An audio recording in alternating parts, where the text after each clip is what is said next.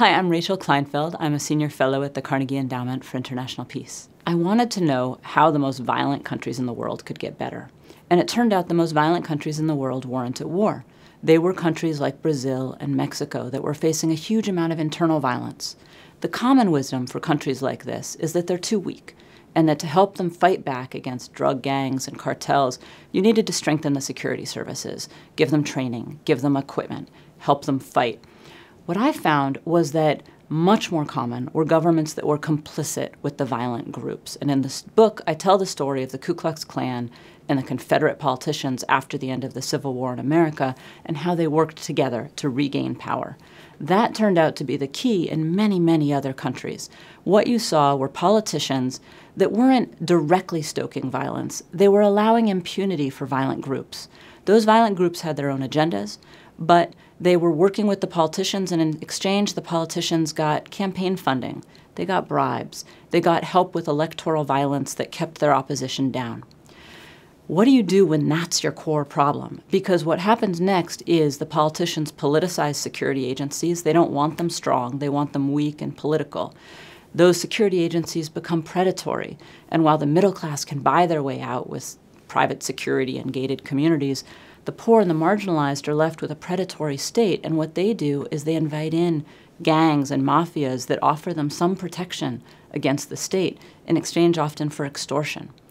When that is the problem with violence in your society, you can't solve it by just helping the victims or fighting the perpetrators. You actually have to get rid of the governing order. And so part 2 of the book talks about successful countries that did that. And the path was very similar in many of those countries. It started with the middle class. The middle class had to decide, instead of voting for more repression to fight the violence, we're going to vote for a fairer society, a society that protects all members, and to decide that they really were one society with poor and more marginalized parts of the country. If they did that, often helped by social groups, and if they found a politician who would run on that platform, they could actually make a huge amount of headway. But the politician had to be good. The politician had to be savvy enough to both offer inclusion to the poor parts of the country, at the same time really fight the violence, and at the same time often use what I call dirty deals to offer the violent some reason to have a stake in society, some level of impunity. That's a hard triumvirate to manage. Often it was different politicians that managed different parts of it. If they could do that, though, you could really move forward, and then society could start self-policing. And this was really the key. In the book, I talk about society and the state as the sand and the sea. They exist in this very inextricably linked relationship.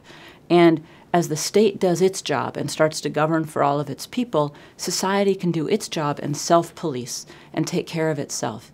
And as that happens, you can't get rid of all violence. These countries that have really broken apart, they stay somewhat broken.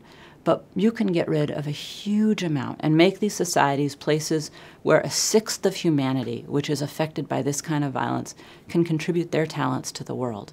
And that is a mission that I think we can all get behind.